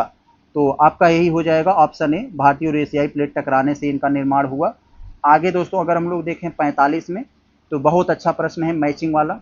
तेल शोधन कारखाना राज्य कौन सा? तेल शोधन कारखाना किस राज्य में? पारादीप, नाम से ही लग रहा है दोस्तों, ये ओडिशा में है। ओडिशा में पारादीप बंदरगाह है। डिगबोई नाम से लग रहा है असम में है। विशाखापत्तनम नाम से लग रहा है दोस्तों, ये कहाँ पर होगा? ये आंध्र प्रदेश में। और एक नाम से ही लग रहा है कोची, ये केरल में है। तो ए वाला डी पर जाएगा आपका, बी वाला 1 पर, ए डी पर, बी 1 पर। तो देखते हैं हम लोग कहाँ है। तो आपका ये डी वाला हो जाएगा, देख लीजिएगा मैंने मिला दिया है। आगे अगर दोस्तों हम लोग देखें, ये हमारा ये 46 वाले में, तो दोस्तों ग्रीन हाइड्रोजन मिशन के तहत हमें कुछ दिए गए हैं। ग्रीन हाइड्रोजन मिशन के तहत कुछ दे दिए गए हैं कथन। बताइए कौन सा कथन हमारा सही है? तो हम लोग देखें, इसका उद्देश्य कार्बन मुक्त ऊर्जा स्रोत को बढ़ावा देना है। तो दोस्तों बिल्कुल सही, ग्रीन हाइड्रोजन मिशन इसीलिए लाया गया है। हाइड्रोजन का हम लोग उपयोग करके ये कार्बन को कम करेंगे दोस्तों, कार्बन मुक्त ऊर्जा को हम लोग बढ़ावा देंगे। तो ये सही है। यह मुख्य रूप से कोयला और पेट्रोलियम पर आधारित ऊर्जा उत्पादन को बढ़ाने पर केंद्रित है। कितनी झूठ बात बोली जा रही है आपसे, जो कि गलत है। ये इसको भाई कोयला और पेट्रोलियम को कम करने के लिए लाया गया है, इसके बेस पर थोड़ी ना है। ये आपका केवल ए हो जाएगा, ऑप्शन बी। आगे दोस्तों अगर हम लोग देखें 47 वाले में, तो कह रहे हैं, जरा ध्यान से देखिएगा, कितना आसानी से आपको बेवकूफ बनाना चाह रहे हैं, आप बनिएगा नहीं। करें कौन सा अभ्रक यानी माइका उत्पादक क्षेत्र राजस्थान में नहीं है? है लेकिन राजस्थान में नहीं है। तो अजमेर भी राजस्थान में है, भीलवाड़ा भी राजस्थान में, उदयपुर, आप लोग जानते हैं कोडरमा ये झारखंड में है, तो है कोडरमा अभ्रक उत्पादक, बहुत अच्छा है, यहाँ उत्पादन बहुत अच्छा होता है। लेकिन दोस्तों ये राजस्थान में नहीं है, झारखंड में है, तो याद रखिएगा, आपका सी हो गया। कितना सरल प्रश्न था। आगे दोस्तों 48 कर रहे हैं, कौन सा देश भूमध्य सागरीय कृषि के लिए प्रसिद्ध नहीं है? तो भूमध्य सागरीय कृषि के लिए प्रसिद्ध नहीं होगा, वही नहीं होगा जो भूमध्य सागर के आसपास नहीं होगा। तो जो भूमध्य सागर के आसपास देश हैं वहाँ भूमध्य सागरीय जलवायु पाई जाएगी, वही देश भूमध्य सागरीय कृषि के लिए जाने जाते हैं, क्योंकि वहाँ उचित माहौल है। तो अगर हम लोग दोस्तों देखें तो यहाँ पर दोस्तों आपका स्पेन भी है, भूमध्य सागर के आसपास चिली भी का फर्क पड़ जाता है, ट्यूनीसिया भी। तो दोस्तों कनाडा जो है इसकी भूमध्य सागरीय जलवायु में नहीं पड़ता, बल्कि यह दोस्तों स्पेन, चिली ये सब है। ऑप्शन सी यही हो जाएगा, ऑप्शन सी वाला। आगे दोस्तों अगर हम लोग देखें तो हमारा क्या है 49 वाले में, निम्नलिखित में से कौन सा राष्ट्रीय अनुसंधान केंद्र फल अनुसंधान से संबंधित नहीं है? तो कौन सा राष्ट्रीय अनुसंधान केंद्र, अब की बार दोस्तों मैं सोचा हूँ इस बार अगर टाइम मिलेगा तो जितने भी अनुसंधान मैं आपको डिटेल में करवा दूंगा। अगर आप लोग सुन रहे होंगे तो मैसेज करिएगा, मैं आपको वो करवा दूंगा। तो कह रहे हैं राष्ट्रीय अनुसंधान केंद्र फल अनुसंधान से संबंधित नहीं है, तो कौन सा नहीं है जरा बताइए? तो एक ही नहीं है, बाकी सब हैं। तो दोस्तों जानते हैं राष्ट्रीय लीची अनुसंधान केंद्र, यस, इसके बारे में तो आप लोगों ने जाना होगा दोस्तों। ये राष्ट्रीय लीची अनुसंधान केंद्र ये भी फल उत्पादन से है, तो फल से संबंधित वही बताना है आपको। फल अनुसंधान से संबंधित नहीं है तो लीची भाई फल में ही आता है। अनार भी अनुसंधान के, अनार भी फल में आता है। अंगूर भी अनुसंधान केंद्र, यानी अंगूर भी फल है। तो राष्ट्रीय उष्ट दे दिया, उष्ट का मतलब ऊंट होता है, तो राष्ट्रीय उष्ट अनुसंधान केंद्र दोस्तों ये फल से नहीं है, ये एक जानवर से है। तो ऑप्शन डी आपका आंसर हो जाएगा। तो आप लोग सोच रहे होंगे ये कहाँ है, तो आप लोग जानते हैं ऊंट कहाँ ज़्यादा पाए जाते हैं? जहाँ पानी कम है। पानी कम कहाँ है? जहाँ रेगिस्तान है। रेगिस्तान कहाँ है? राजस्थान में है, तो राजस्थान में होगा ये। तो ऊंट की बात आए, ऊंट अनुसंधान केंद्र राजस्थान में। आगे जरा हम लोग देखें 50 वाले में, तो कौन सा कथन हमारा सही है बताइए और हमें उत्तर दीजिए, सही उत्तर। तो पहला पढ़े, टेथित सागर के अवसादी निक्षेप हिमालय पर्वत के निर्माण में सहायक बने। अभी मैंने ये बात किया था जब भारतीय प्लेट यूरेशियाई प्लेट टकराई, तो जो दोस्तों टेथित सागर था उसमें अवसाद जमा था, उसी अवसाद के निक्षेप से हिमालय पर्वत का निर्माण में सहायक बनी। ये बात सही है। और आज टेथित सागर का अस्तित्व समाप्त हो चुका है। तो यहाँ पर कह रहे हैं जो मौजूद है, मौजूद नहीं है, समाप्त हो चुका है। तो आपका केवल आंसर बी हो जाएगा, केवल 2। आगे चले दोस्तों हम लोग देखते हैं 51 वाले में। कह रहे हैं दोस्तों बताइए, कृषि पद्धति दिया है, संबंधित क्षेत्र दिया है। तो स्थानांतरित कृषि कहाँ की जाती है दोस्तों? नॉर्थ ईस्ट में, पूर्वी भारत में। ये दोस्तों ये तो बिल्कुल सही हो गया। अब दोस्तों दूसरे पॉइंट में दिया है कि यह भूमध्य सागरीय कृषि कहाँ की जाती है? तो दोस्तों भूमध्य सागरीय कृषि जो की जाती है यह दोस्तों किया जाता है, यह दक्षिणी यूरोप में किया जाता है। यस, ये दक्षिणी यूरोप में हो जाएगा। वृक्षारोपण कृषि, वृक्षारोपण कृषि क्या होता है? आप सोच रहे होंगे भैया प्लांटेशन फार्मिंग यानी वृक्षारोपण कृषि किसे कहा जाता है?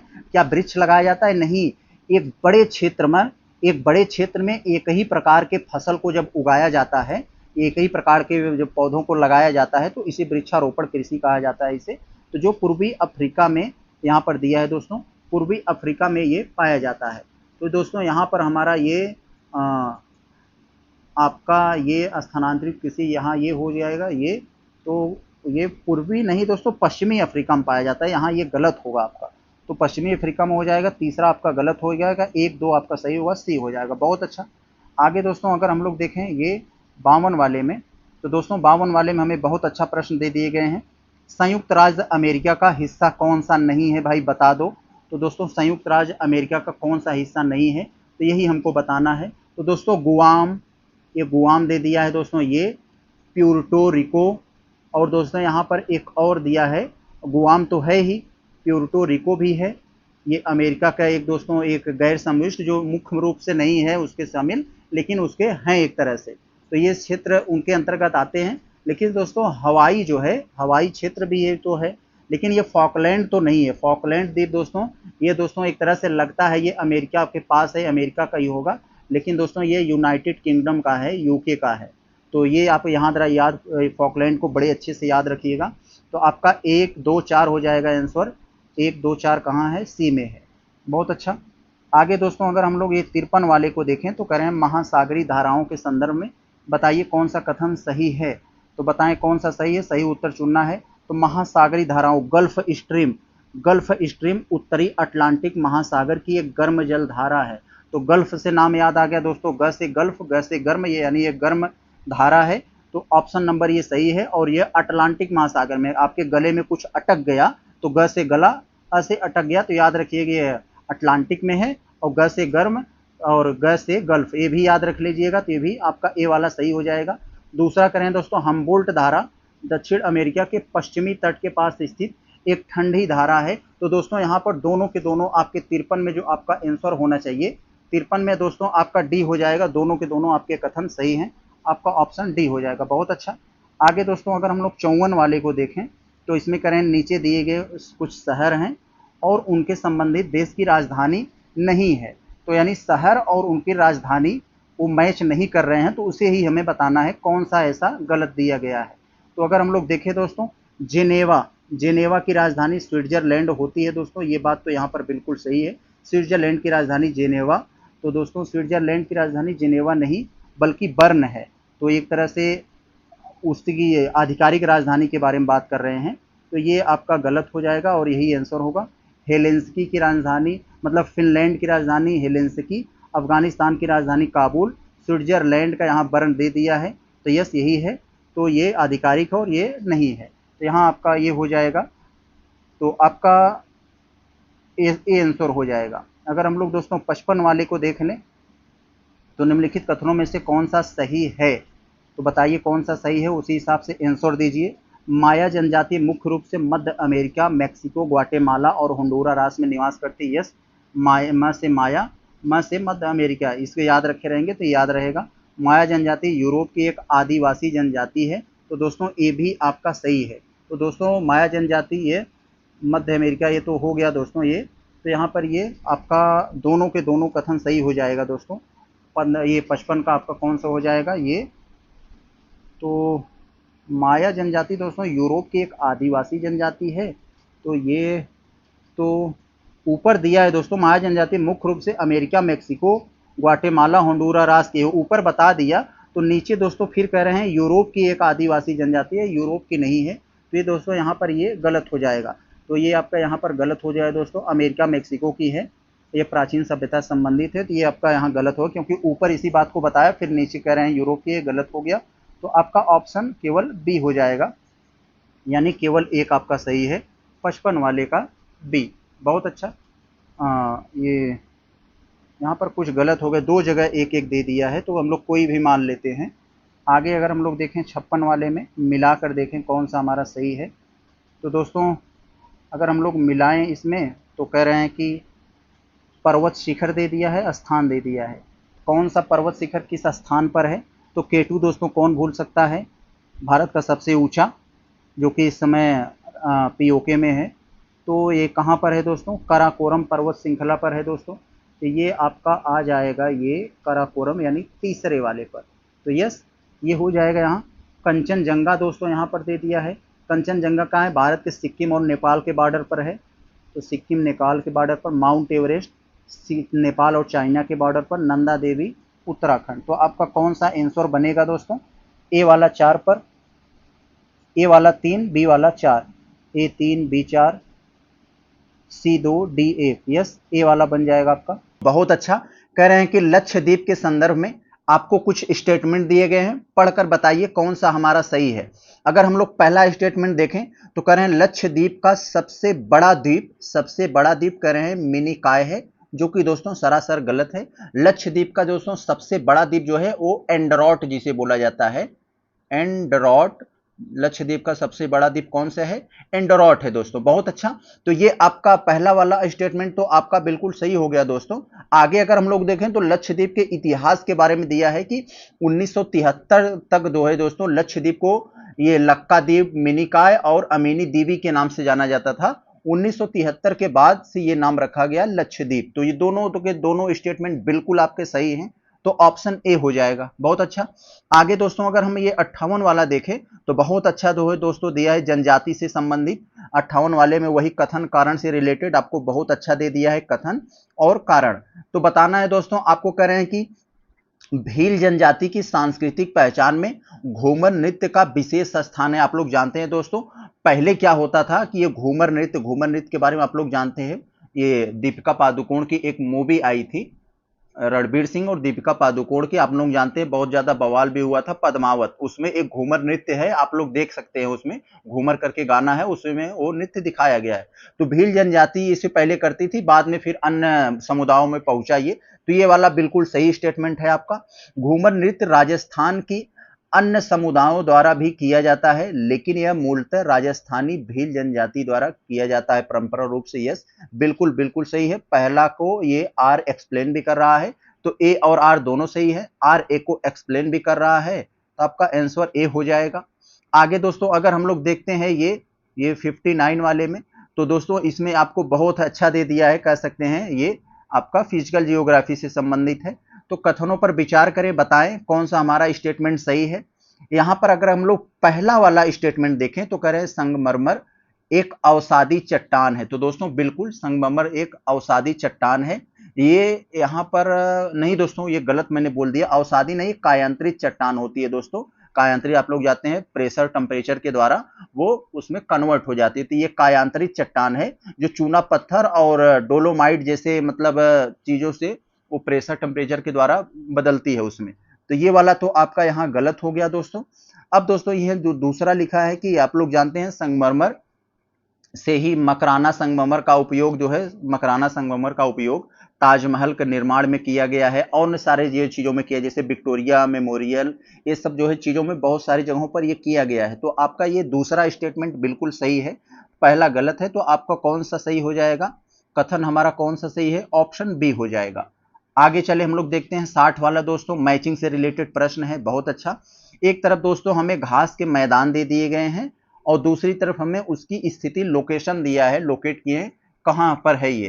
तो आपको बताना है दोस्तों, बड़े ही अच्छे से आप लोग कर सकते हैं। वेल्ड दोस्तों सबको पता होगा, वेल्डिंग करके हम लोग चीजों को, लोहा को हेर फेर करते हैं। तो वेल्ड दक्षिण अफ्रीका, तो हेर फेर से अफ्रीका हो जाएगा यहाँ। तो दोस्तों यस, स्टेपी। तो ऐसा कौन सा देश था दोस्तों, यहाँ स्टेपी यहाँ दे दिया गया है। तो पंपास, प्रेरी, पंपास, प्रेरी को अगर देखो दोस्तों, हम लोग जानते हैं प्रेरी को, ये अमेरिका में है। ये प्रेरी कहाँ है दोस्तों, उत्तरी अमेरिका, नॉर्थ अमेरिका में प्रेरी है।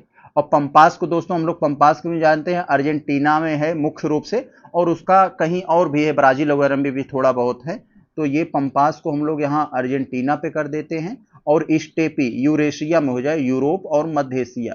तो इसका याद कर लीजिए, यहाँ स्टेप, सबसे पहला स्टेप औद्योगिकरण में कौन बढ़ाया था, तो यूरोप वाले बढ़ाए थे। तो यहाँ स्टेपी हो जाएगा। तो आपका कौन सा ऑप्शन सही हुआ यहाँ पर, ए वाला आपका 4 पे जाना चाहिए। तो ए वाला 4 पे केवल यही है और कहीं नहीं है। तो आप यहीं से आप पता लगा सकते हो कि आपका उत्तर यही होगा। 2 वाला बी पर गया, 3 वाला 3 पर, 4 वाला 1 पर, बहुत अच्छा। आगे दोस्तों अगर हम लोग देखें 61 वाले में आपसे क्या पूछा जा रहा है, प्रवरसेन के बारे में दोस्तों पूछा जा रहा है, बहुत अच्छा।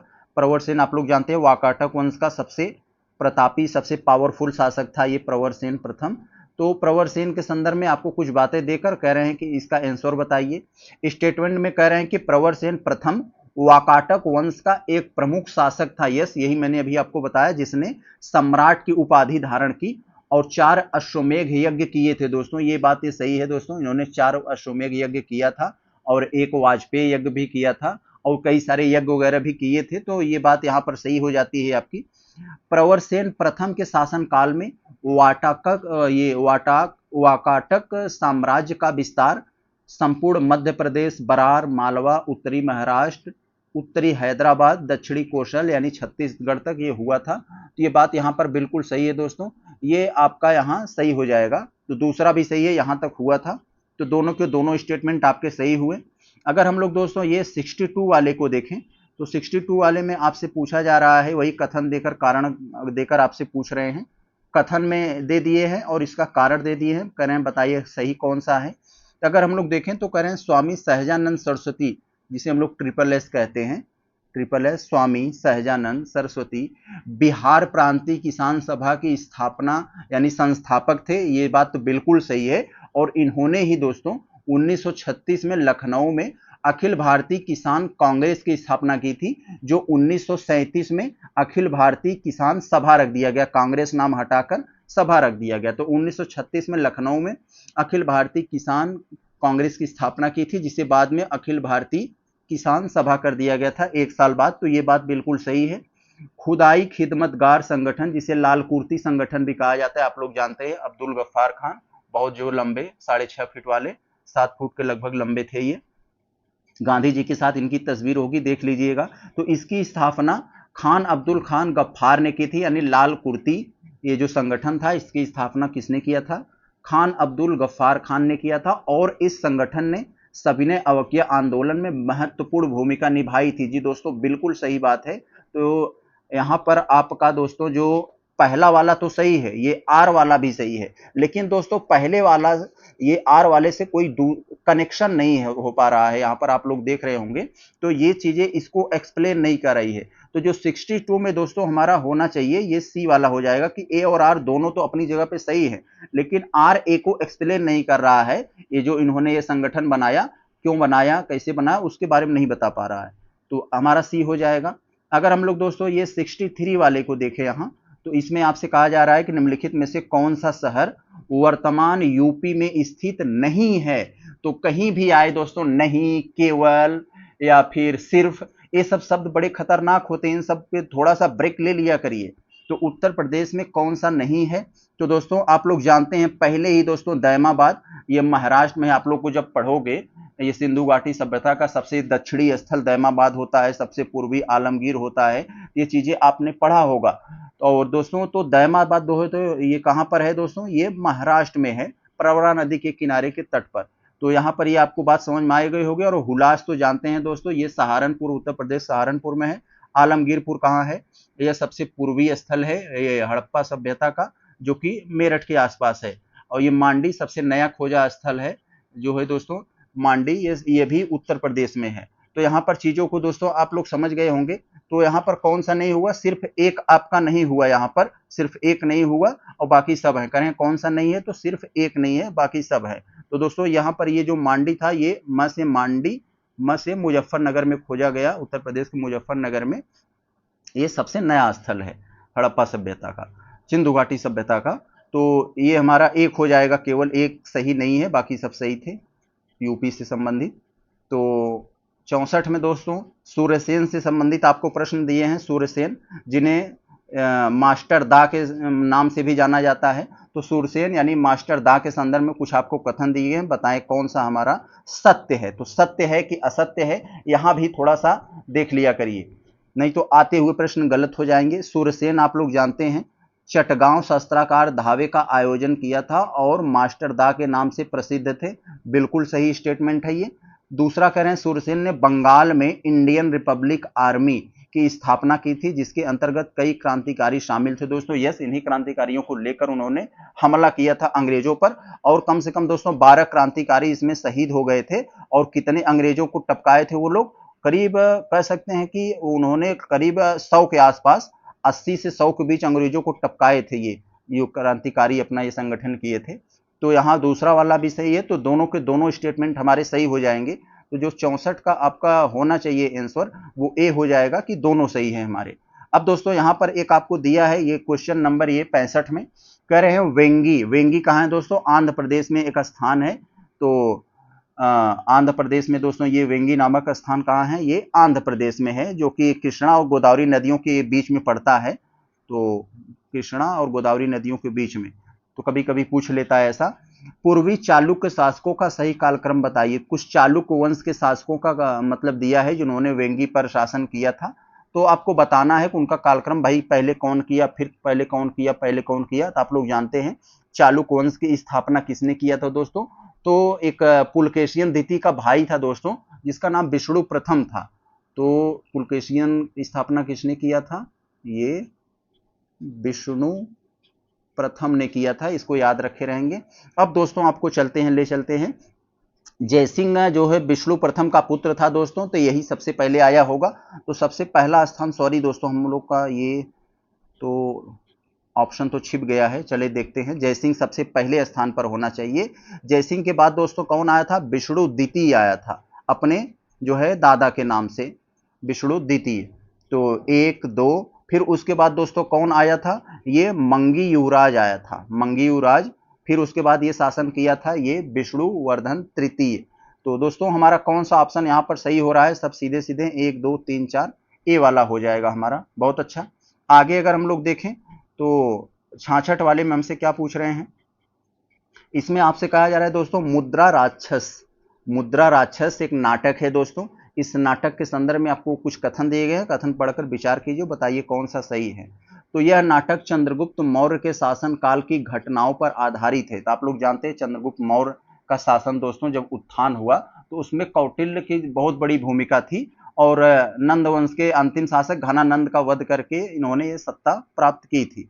तो यह इसी सब के बारे में इसमें लिखा है मुद्रा राक्षस में। तो घटनाओं पर आधारित है और इसमें चाणक्य की कूटनीति का वर्णन है। यस दोस्तों, बहुत सही बात है। तो ये पहला का स्टेटमेंट हमारा बिल्कुल सही है। जब भी आपको मुद्रा राक्षस संबंधित बात आए तो ये जान लीजिए चंद्रगुप्त और उसके गुरु चाणक्य ये सब की गाथा है उसमें, और नंद वंश के अंतिम शासक जो था जिसकी हत्या करके चंद्रगुप्त सत्ता प्राप्त किए थे उसकी भी इसमें चर्चा है। तो ये वाला आपका स्टेटमेंट सही हो गया। अगर हम लोग दूसरे वाले को देखें तो कह रहे हैं मुद्रा राक्षस नाटक में संस्कृत साहित्य की पारंपरिक विशेषताएं जैसे नायिका, प्रेम कथा, विदूषक, ये सब भी उसमें शामिल है दोस्तों। तो यहाँ पर आपका दोनों के दोनों स्टेटमेंट आपके सही हो जाएंगे, तो सी हो जाएगा आपका। बहुत अच्छा। आगे अगर हम लोग देखें 67 वाले में तो इसमें दोस्तों आपसे कहा जा रहा है रामानंद के संदर्भ में। तो रामानंद के संदर्भ में आप लोग को जानते हैं उत्तर भारत में भक्ति आंदोलन के प्रवर्तक माने जाते हैं ये। तो इन्हीं के संदर्भ में ये आपके जो कबीर थे, रैदास थे, उनके गुरु भी हैं रामानंद। तो ये सब भी याद रखिए, कभी कभी पूछ लेगा कबीर या रैदास ये सब के गुरु कौन थे, तो रामानंद जी ही थे। तो यहाँ इसमें रामानंद के संदर्भ में कौन सा कथन सही है, तो पहला वाला अगर देखेंगे तो रामानंद उत्तर भारत में भक्ति आंदोलन के प्रथम प्रवर्तक थे जिन्होंने भक्ति को मोक्ष का एकमात्र साधन माना। बिल्कुल सही स्टेटमेंट है। दूसरा वाला को देखें तो रामानंद ने अपने भक्ति संदेश का प्रचार संस्कृत भाषा में किया था, जो कि सरासर गलत है। संस्कृत भाषा में अगर प्रचार करेंगे तो कौन समझ पाएगा, कॉमन सेंस अगर लगाएं तो उन्होंने हिंदी भाषा में किया था कि जिससे ज्यादा से ज्यादा लोग हमारी बातों को समझ पाएं, हमसे जुड़ पाएं और ये भक्ति के समर्थक हो सके। तो यही बात है दोस्तों, संस्कृत में नहीं किया था, उन्होंने हिंदी में किया था। तो ये दूसरा आपका गलत हो जाएगा। आपका सही कौन सा हुआ, केवल पहला ऑप्शन सी हो जाएगा। आगे अगर हम लोग देखें, ऑप्शन सी समझिएगा, ये सी। आगे अगर हम लोग देखें 68 वाले में दोस्तों चौरी चौरा कांड से रिलेटेड आपको प्रश्न दिए गए हैं। चौरी चौरा कांड के संबंध में कुछ आपको कथन दे दिए, बताइए कौन सा असत्य है। असत्य पे आपको फोकस करना है। तो आप लोग जानते हैं महात्मा गांधी ये चौरी चौरा कांड जो हुआ था 1922 में, उसके कारण वो अपने असहयोग आंदोलन को जो है बंद करने का ये निर्णय ले लिए थे। तो ये बात बिल्कुल सही है, लेकिन अभी आंसर हमें नहीं मिला। आंसर असत्य जो होगा उसे कहेंगे।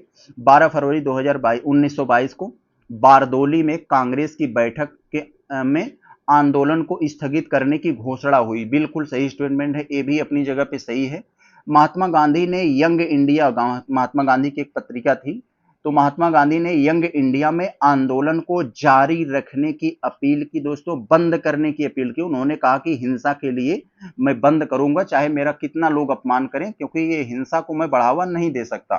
तो यहाँ पर दोस्तों क्या हुआ था कि वही कुछ पुलिस वालों को जला दिया गया था थाने में, जिससे गांधी जी बंद कर दिए। तो जारी रखने के लिए नहीं, यंग इंडिया में उन्होंने आंदोलन को बंद करने की बात की थी, जारी करने की नहीं। तो यही वाला गलत है, तो आपका यही आंसर हो जाएगा।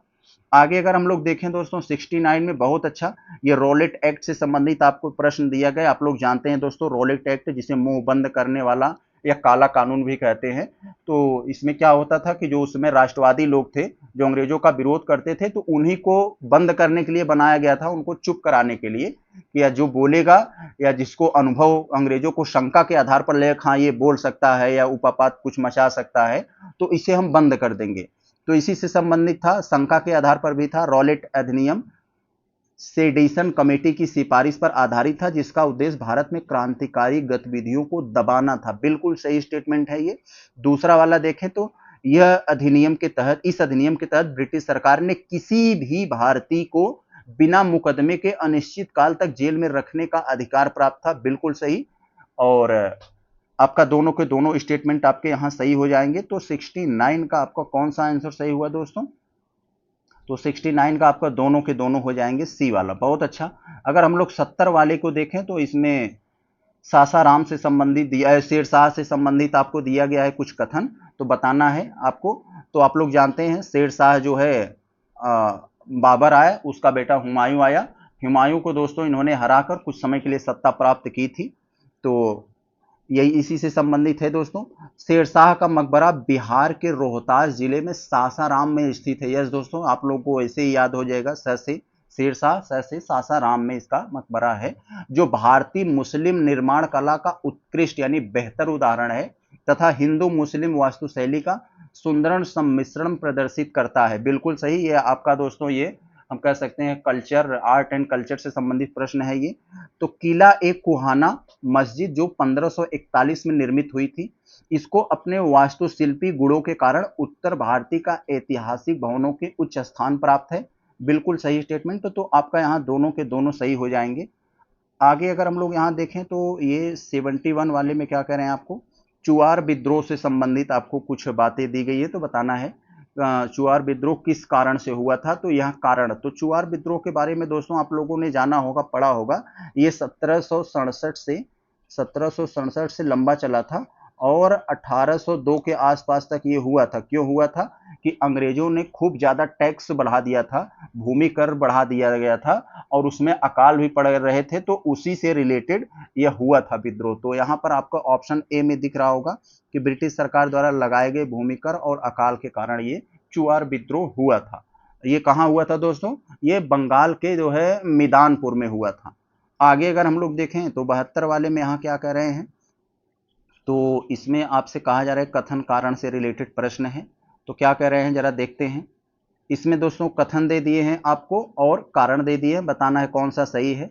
तो मार्ले मिंटो सुधार अधिनियम 1909 वाले अधिनियम को मार्ले मिंटो सुधार अधिनियम कहते हैं, जिसे दोस्तों एक कह सकते हैं कि धर्म के आधार पर जो अलग से जो है बनाया गया था वोट देने का वो मामला, तो इसी से संबंधित है। तो यही वाला यहाँ पर है।